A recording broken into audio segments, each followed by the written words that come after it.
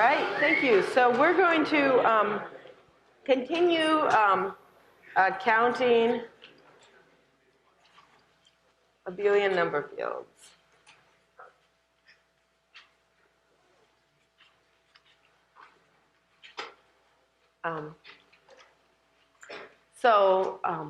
Last time we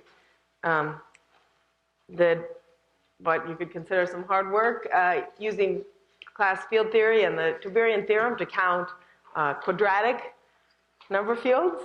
But the reason that I took that perspective is because actually heading in that direction, one didn't really take advantage of anything special about quadratic number fields, except that that they were abelian, that they had abelian Galois group. And so now I'm going to see, well, we can do a similar thing for other abelian groups. So now I'm going to count Z mod 3 Z fields. So this is we were writing in Z mod 3Z, and this as a Galois group, it's supposed to be a representation. And so I mean that the cubic Galois fields that are that then have to have Galois group Z mod 3Z. So that's just Z mod 3Z as sitting inside of S3 in the only way it can. You could think of it as the regular representation, or it's just this A3 that sits inside S3. So we're counting Galois cubic fields. So if you recall, to count those, what we need to count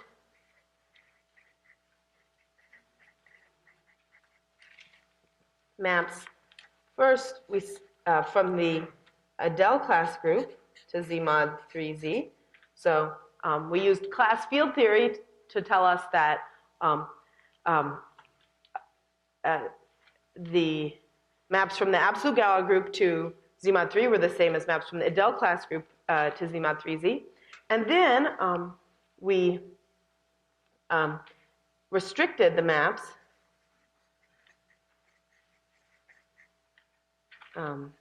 so instead of counting from the whole Adel class group, we just needed to count from the product of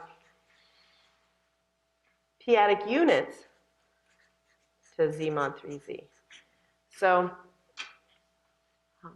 this is using what we did last time. It translates the question of counting cubic Galois fields just into counting maps from the product of ZP star for each P, so the p-adic units to Z mod 3Z. And so this is just a product. There's no, we used the quotient of by Q in the Adel class group to turn all these QPs into ZPs, and then that Q and the quotient disappeared.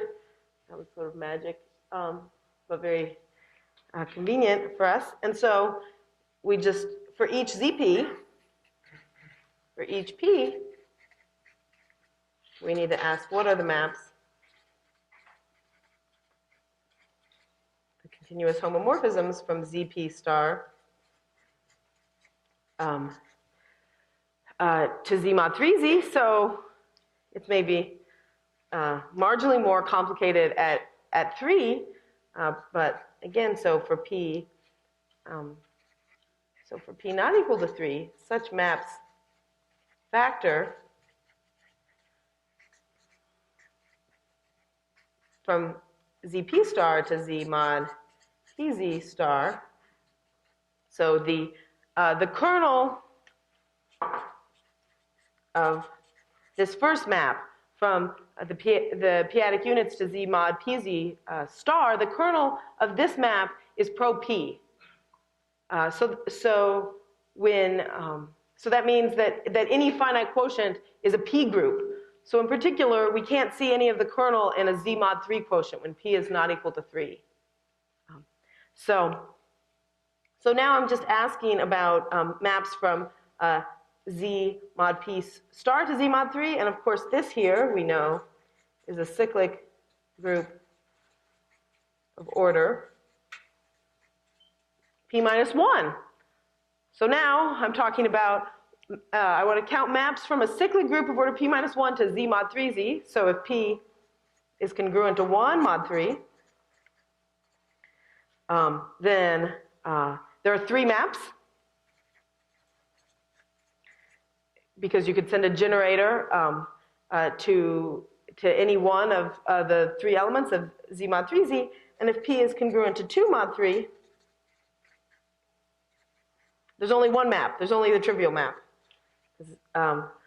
The order of this group is not divisible by 3, so it doesn't have any surjective map to Z mod 3. It only has the trivial map. So we need to,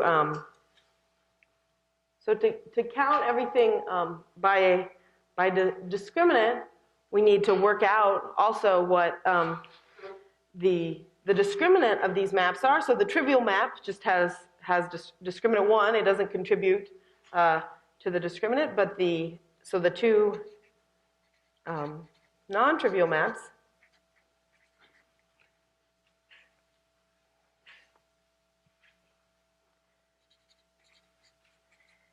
each have a discriminant P squared.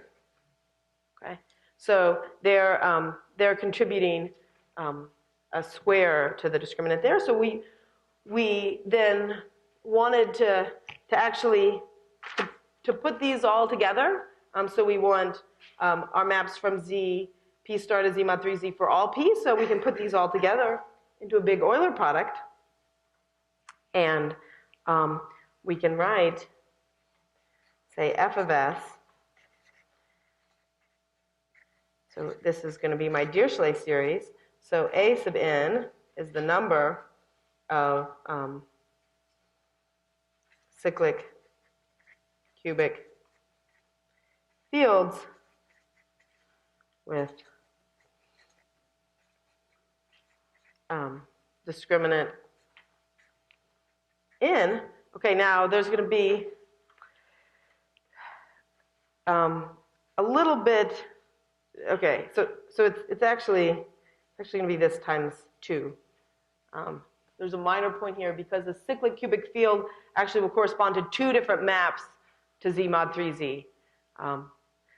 You can have one such map, and then you can compose it with an automorphism. So that's a minor point that actually is discussed in a little more detail in the notes. So you can essentially not worry about that for now. Whatever, it's counting cyclic cubic fields of discriminant n, and by our product here that we've just turned that into a question of counting these maps, and we know what those maps look like, we can write this Dirichlet series as an Euler product. But we should maybe write it in 2 cases. So, well, maybe 3 here. So we have, when P is 1 mod 3, we have the trivial map, and then we have 2 maps that contribute P squared to the discriminant. And then when P is 2 mod 3, there's just the trivial map, so there's just the factor of 1 there. So maybe I don't need to write in that product. And then there's something that happens at 3. So I have to actually do a little bit more to see what happens here at 3. But the group structure of, say, the 3-adic units is completely understood. You can work that out. And then the factor that you get at 3 is 1 plus 2 times 3 to the minus 4s. So there are 3 maps there as well. It factors through a cyclic quotient, and it's just the discriminant exponent at 3 changes a little bit here, which you should sort of imagine was going to happen. So at 3, when you have ramification, it has to be wild ramification. So somehow the discriminant exponent was going to be bigger than typically. Okay, so we can kind of basically ignore this factor as far as the analysis of the rightmost pole of this Dirichlet series matters. If we're going to use the Tauberian theorem, we basically just, with this Euler product, we want to understand where is its rightmost pole, how deep is that pole, what's the residue, so we can apply a Tauberian theorem and get some kind of counting.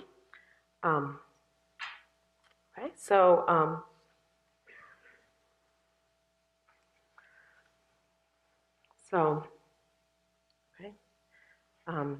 so let chi3 say be the Dirichlet character, mod 3, the chi of 1, chi of 2 is negative 1. So this is the character that detects whether something is 1 mod 3. And now I'm going to look at zeta of 2s times L of 2s. I guess let's call this chi3. Okay, so what does, okay, so zeta of 2s looks like the product over primes of 1 plus p to the minus 2s and dot, dot, dot. There's more terms there I'm not going to write. I'm mostly going to focus on these first terms here because they're going to have the influence over the rightmost pole. And then for the L function, I have a 1 plus chi of p to the minus 2s plus dot, dot, dot.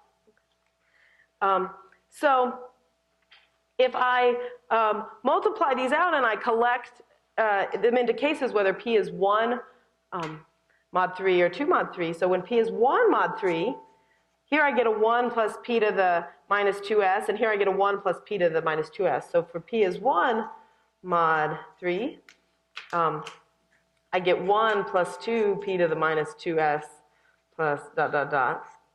Okay. And for p is 2 mod 3, here I get 1 plus p to the minus 2s, and here I get 1 minus p to the minus 2s. So I'm going to write this as 1 plus 0 times p to the minus 2s plus dot, dot, dot, dot. And then suppose I ignored p equals 3.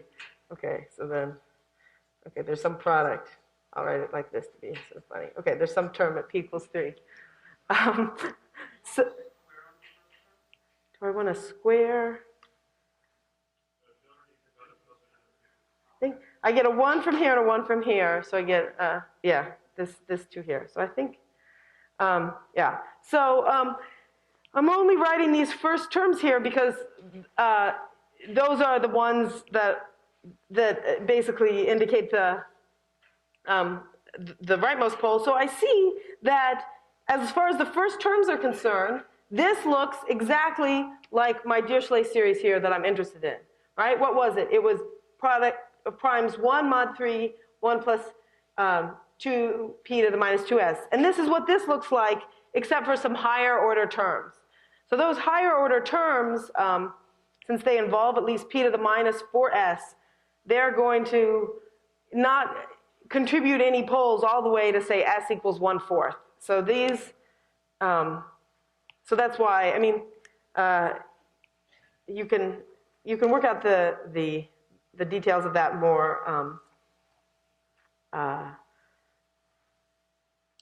more carefully, but the upshot is that my function is a lot like this function in particular. You know, this, if I took their quotient, I get absolute convergence all the way to s, the real part of s, at least 1/4. But this function, of course, I know this has a pole, this zeta function has a pole at s equals 1/2. So I see that, so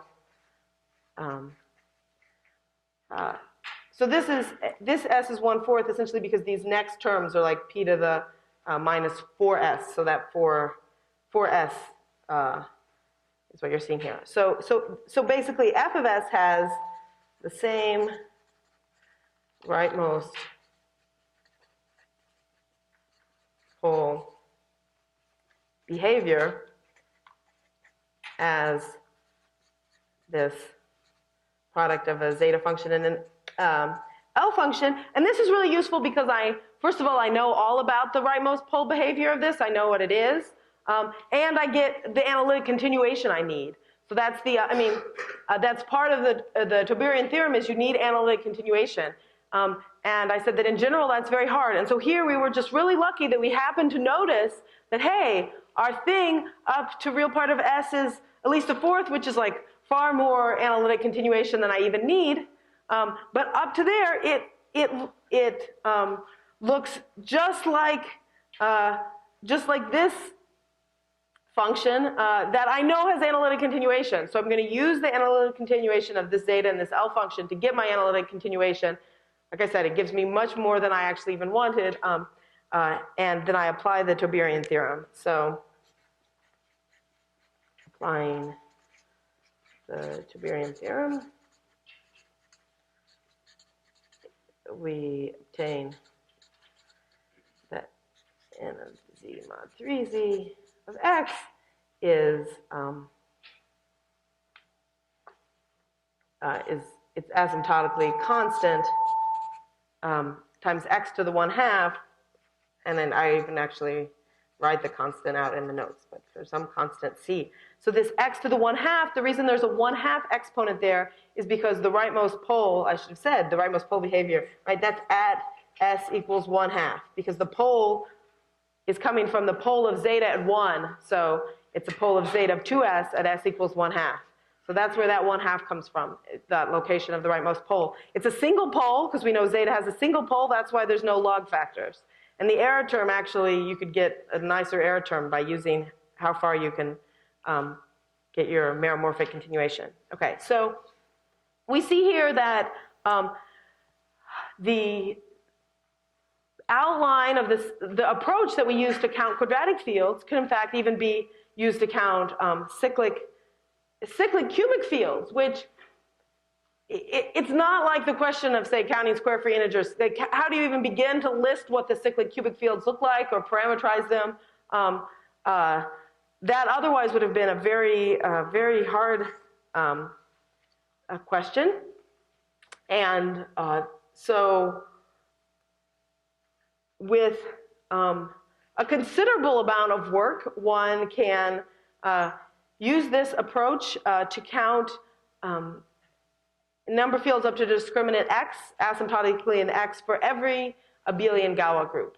I'll talk a little bit more about why it becomes such a considerable amount of work. Already one thing is that we happen to just notice here an L function. Oh, look, here's an L function. I just happen to notice, like, I could use zeta and this L function and compare my Dirichlet series to those where I already know the behavior of the poles. So part of the considerable work is, in general, you have much more complicated things, and you have to sort of dig up the right combination of L functions that will work, that you can take advantage of their analytic continuation. There are more things that make it considerable work, and we'll see why. But now I'm actually going to go back again to quadratic fields because I want to see how this approach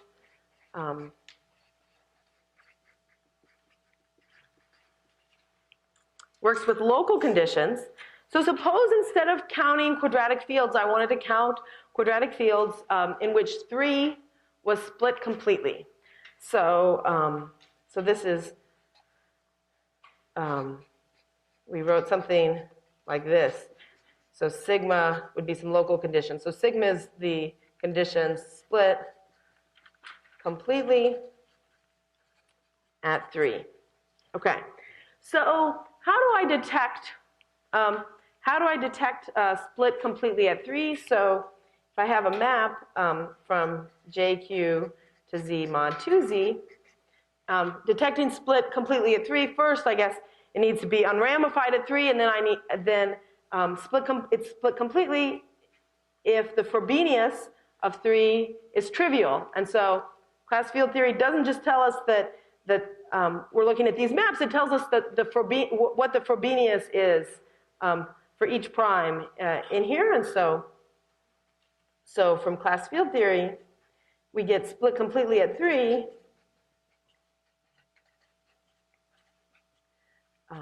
At 3, if and only if, so I'll say this way. First of all, it should be unramified at 3. So our map here from the 3-adic units should be trivial.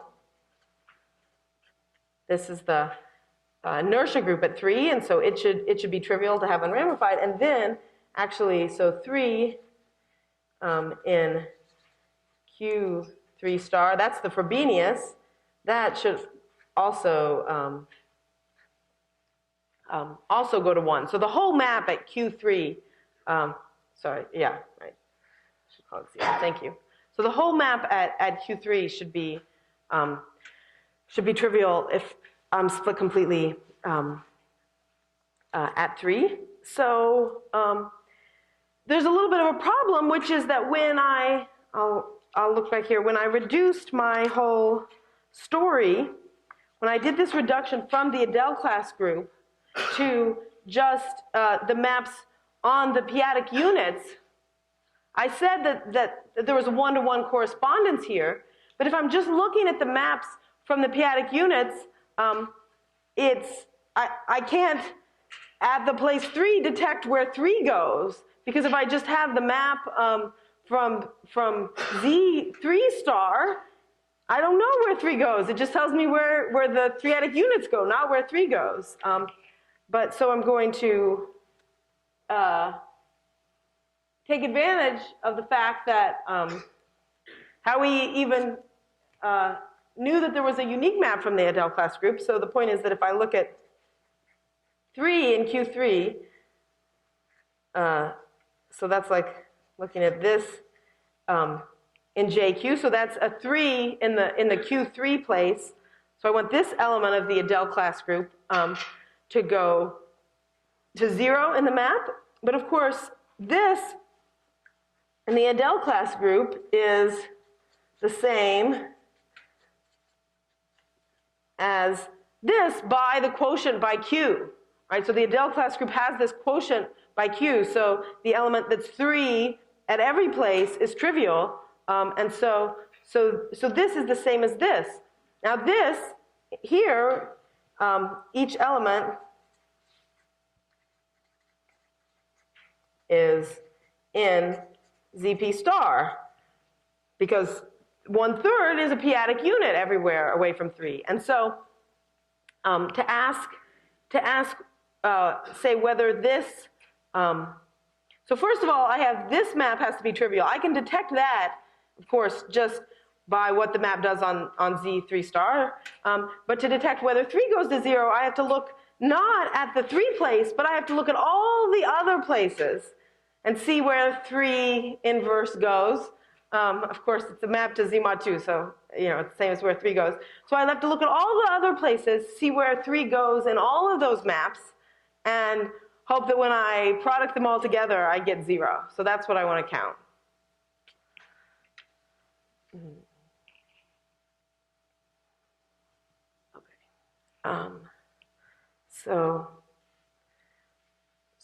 All right. So now I'm going. Especially since the map is to Z mod 2, I'm going to ignore the difference between 3 and 3 inverse, since they have the same image in Z mod 2. So okay. So where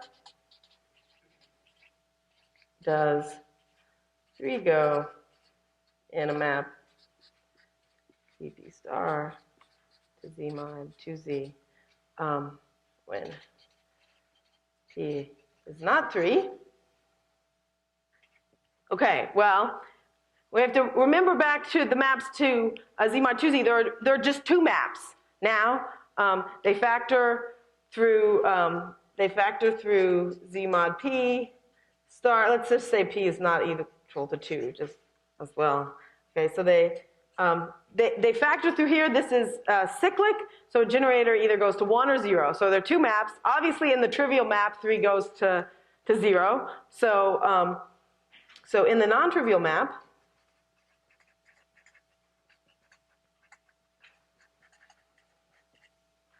three goes to 0 if 3 is a square mod p.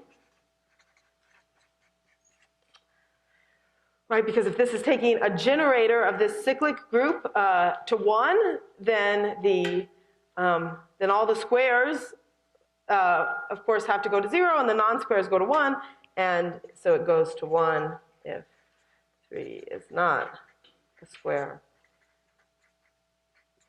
mod p. Okay, so I'm going to ignore 2 and 3. So I'm going to now let chi be the character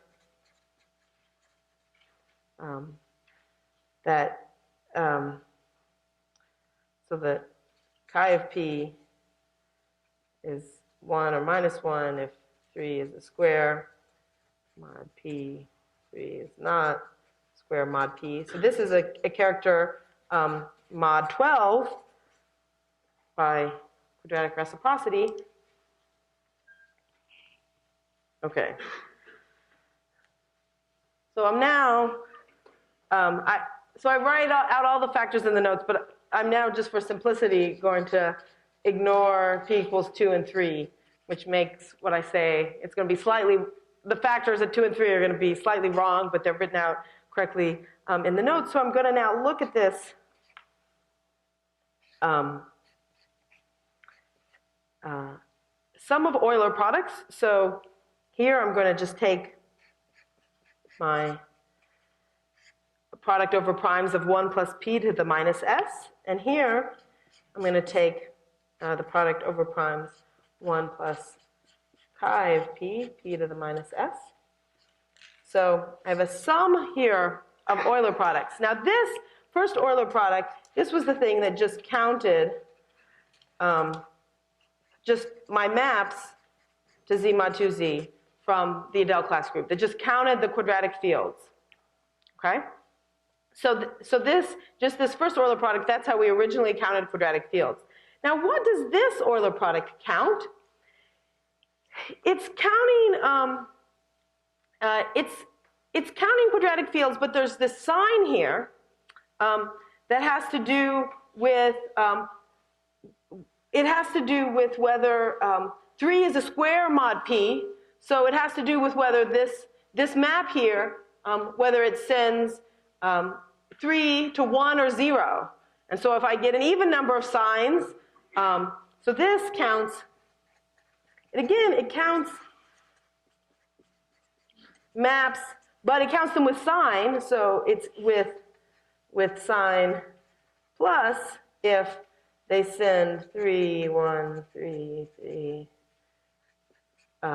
to 0, and with sign minus if they send 3, 1, 3, 3 to 1. Okay?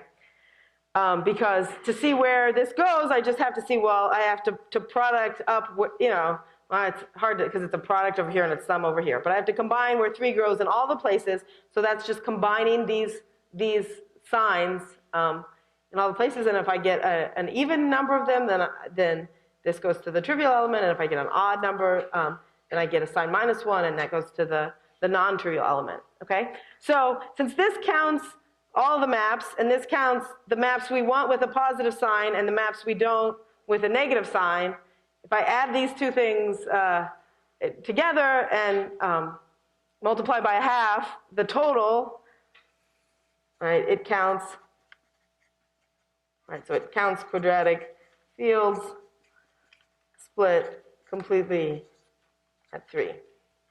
Modulo the lies that I haven't written in the right factors at p equals 2 and 3. But you can just imagine there's the correct factors at p equals 2 and 3.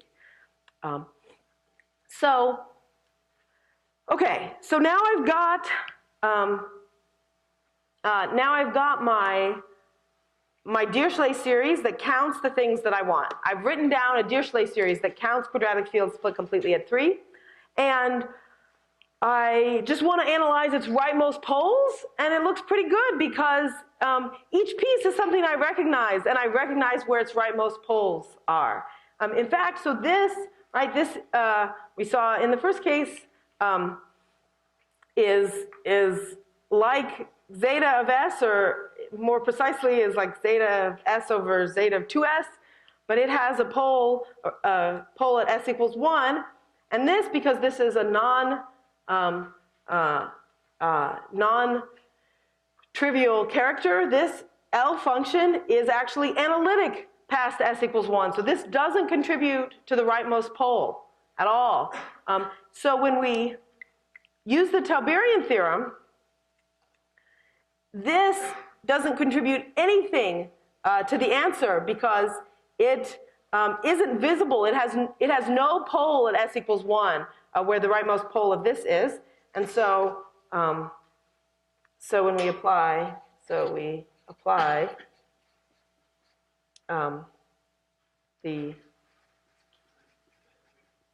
Tauberian theorem. All right, now we should be a little careful not to actually apply it since we haven't written the right factors at 2 and at 3. But when we apply the Tauberian theorem, we see the first Euler product gives the rightmost pole. And from the point of view of the analysis, we can ignore the second Euler product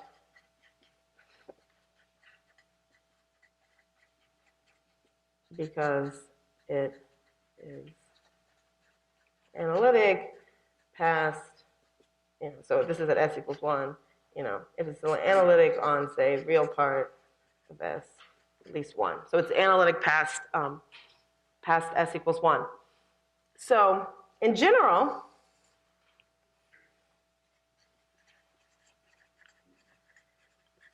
so for any abelian Galois group G and any local conditions,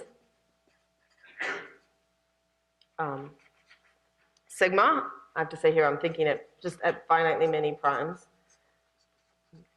finitely many places.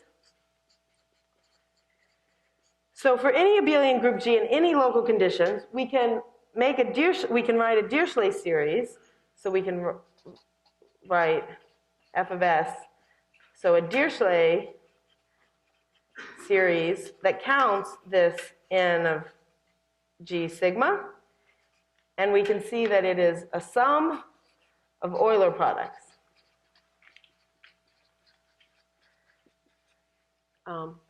And we can actually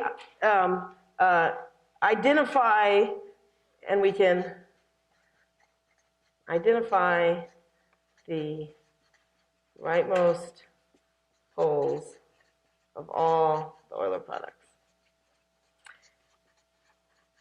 And so I wish that the end of this story was to tell you that it's always the case that there is one of the Euler products like this that tells the whole story, and everything else you can ignore because its rightmost pole is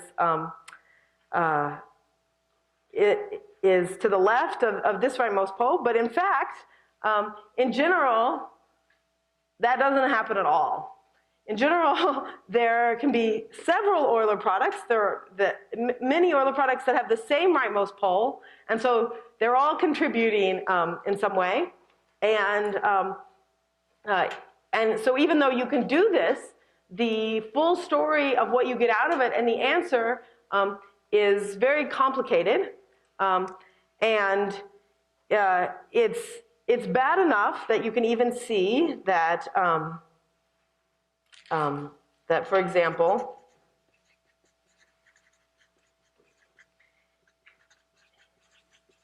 independence at different primes. So that was something we talked about at the very beginning with these local conditions. You could ask, are they independent at different primes? So independence at different primes fails unless G is is elementary abelian. So unless it's Z mod P to the K for some prime P, independence fails. The reason that the independence fails is essentially here that you have multiple Euler products that contribute to the answer because they have the same rightmost pole. And it fails for one good reason and at least two bad reasons. So I'm gonna talk about some of those reasons. Okay. So now I'm going to talk about some of the, one of the things that makes this necessarily bad. And so this is a nice story in its own right. So even if you got a little lost in the Dirichlet series and the Euler products, you could come back now sort of starting with this. A new story. So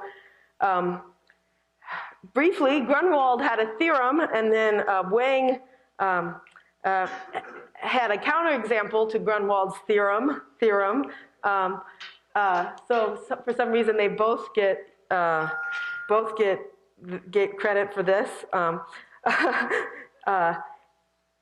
So Wang discovered in his counterexample to Grunwald's theorem that there are local extensions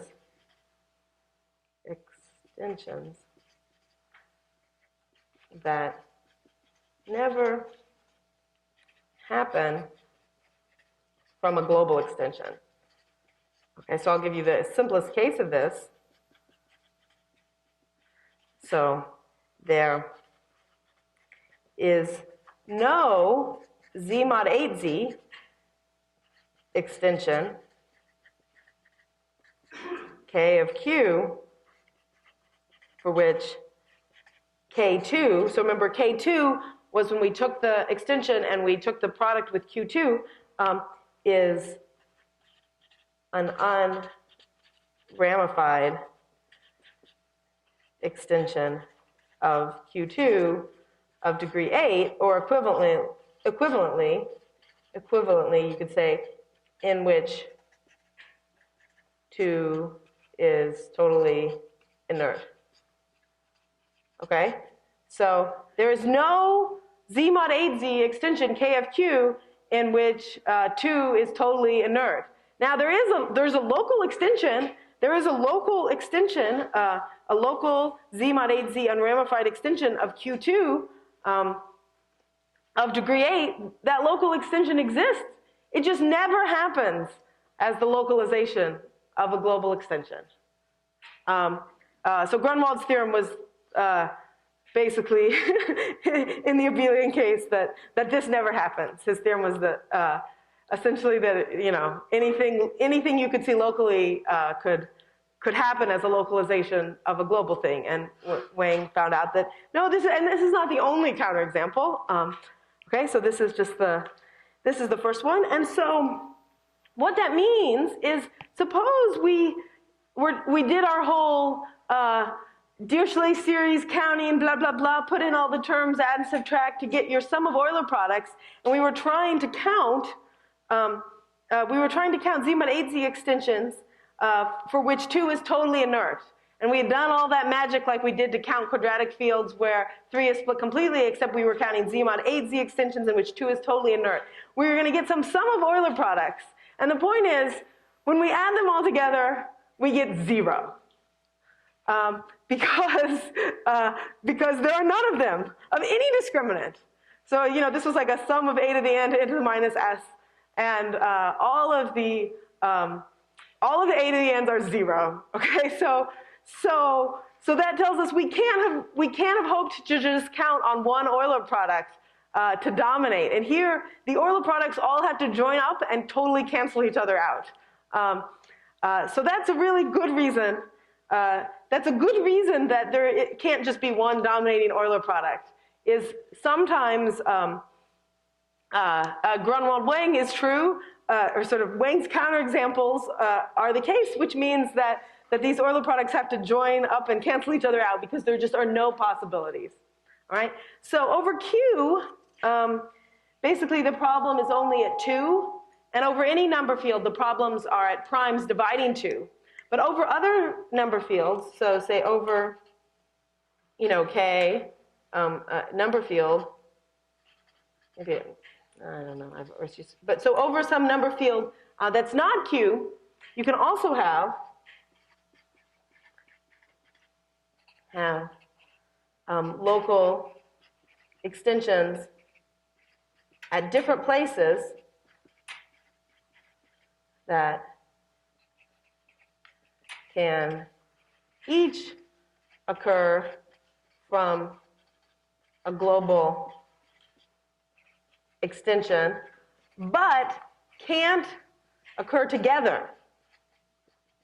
Okay, so the problem is only at primes dividing 2, so over Q there's only one prime dividing 2, and so you don't have this. But over other number fields where you have multiple primes dividing 2, you can have at each place some local extension that can occur and does occur from a global extension, but they never occur together. So that's part of Wang's story. And so again, you couldn't expect some kind of asymptotic independence. This isn't an asymptotic question. It doesn't matter how you're counting. Any way you cook up to count things, there can't be independence here because one possibility occurs at one place and it occurs at the other place and they can't occur together. So this is a really good reason that independence has to fail. So I mentioned that there was a good reason that things go wrong. So this is the good reason, and there are at least 2 bad reasons. And I don't want to get into the bad reasons, unfortunately, because the story it's mostly complicated. But there are some details in the notes, and there's references in the notes to where you can read more about the bad reasons. But one reason that I want to not go so much into the bad reasons, which is that the bad reasons can be eliminated if instead of counting by discriminant, we count by conductor.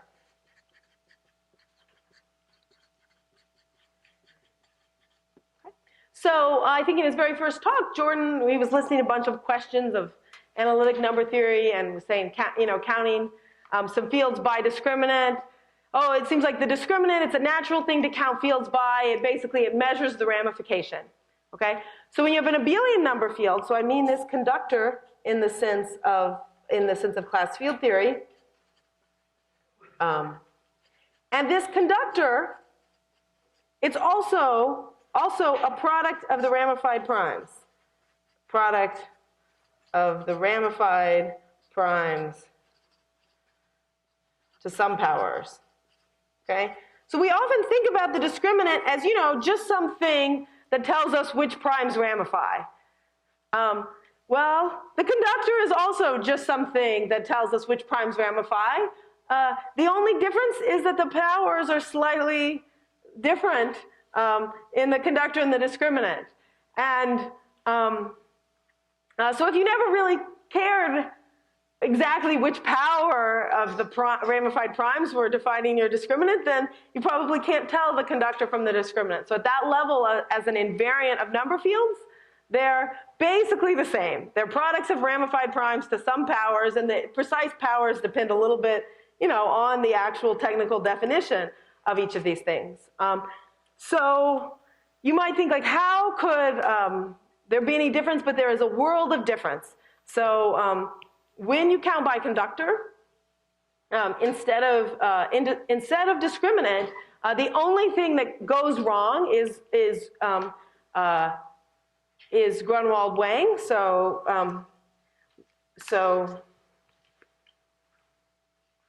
when counting by conductor, in a very precise sense, which is made precise in the notes, you nice behavior, independence, in a very precise sense, except for when you can't, because like I said, Grunwald Wang, it doesn't matter how you count, there are just no extensions. Then there are no extensions, so except for when Wang's counterexamples interfere. The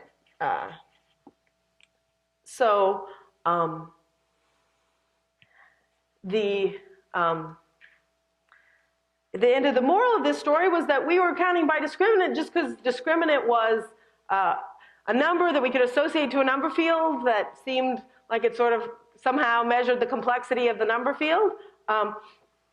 And the conductor is a very similar number, and a priori, you would probably guess that you get all the same kind of phenomena, whether you counted by discriminant or by conductor. But in fact, the phenomena change qualitatively, not just quantitatively, that you actually, you don't have independence when you count by discriminant, and you do have independence when you count by conductor. So even subtle changes in the way that we count things can have big influences.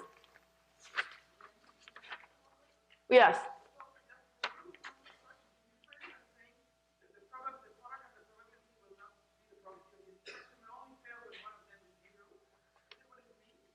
Yeah, so what?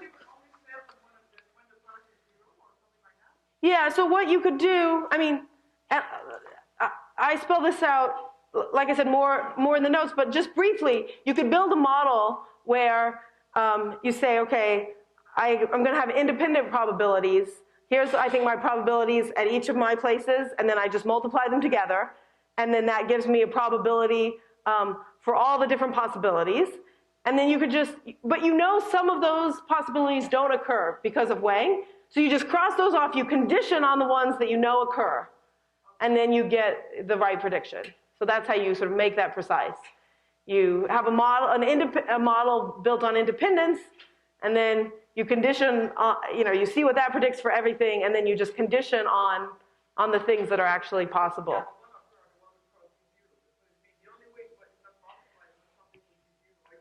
Yeah, so I mean, there are various zeros, and everything else just gets kind of multiplied up to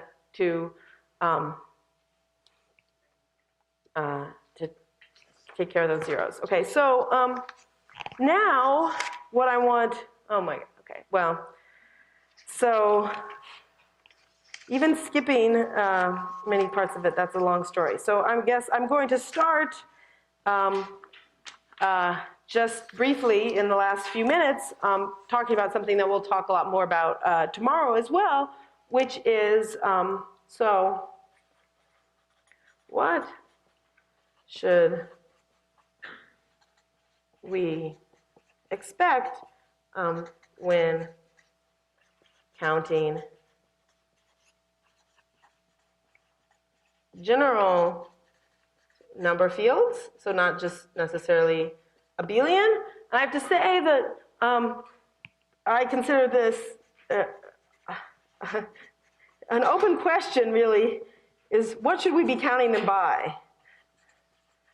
Should we be counting them by? So we saw in the abelian case there's a big difference if we counted them by conductor or discriminant, and it's not even clear at all, I think, in general, what we should be counting general number fields by. But the idea is that, so here's a heuristic